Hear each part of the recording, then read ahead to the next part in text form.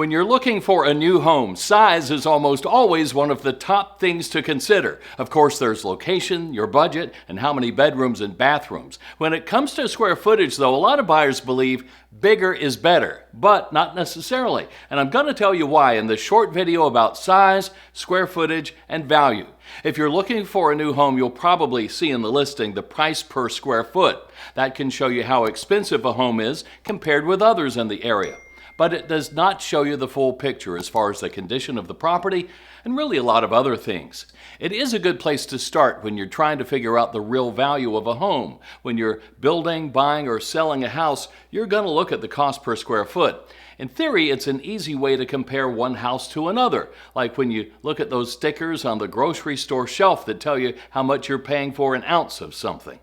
Bigger houses usually have a lower cost per square foot because you have more square feet to spread the cost over, all things being equal.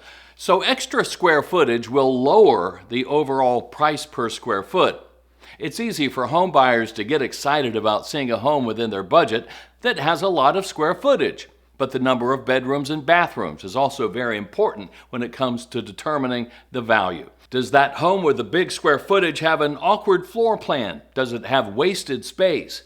If so, how much is that really worth to you? So when it comes to big square footage, it might be more important how they use it. It's easy to calculate the price per square foot. Just divide the price by your square footage. So a 2,000 square foot home selling for $500,000 is $250 per square foot. The square footage usually only includes living space, not outdoor areas or basements unless they're finished out.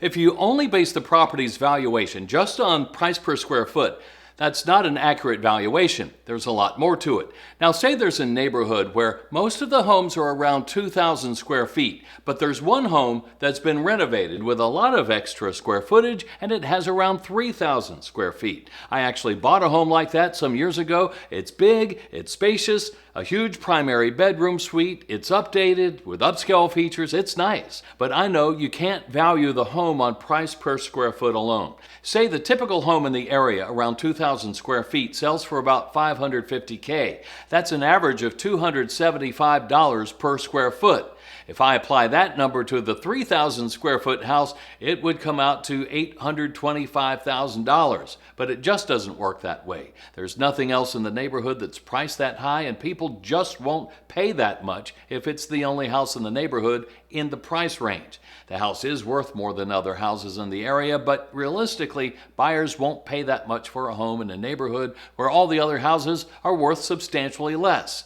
It might sell in the mid-600,000s, and it might sell faster. So is bigger really better in that case? Well, probably in this case because it was priced right going in. It's a great place to live in a great neighborhood.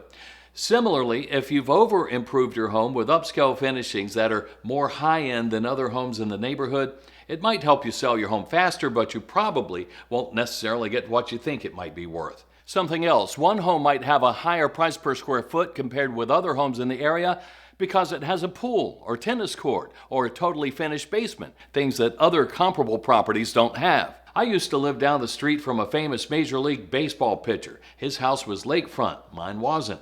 I lived on the other side of the street. His house was worth a lot more than mine.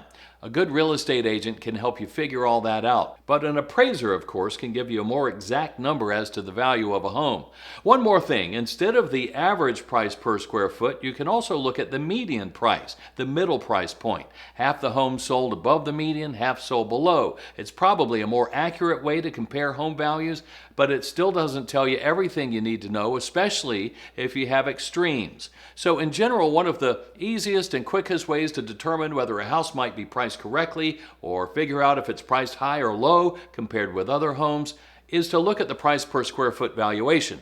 Again, it's a starting point, but you can't base the purchase price on either the median or the average price per square foot because each home is unique. Remember, price per square foot is a helpful tool, but it's not the only factor you should consider when buying a home. Thanks for watching. See you next time.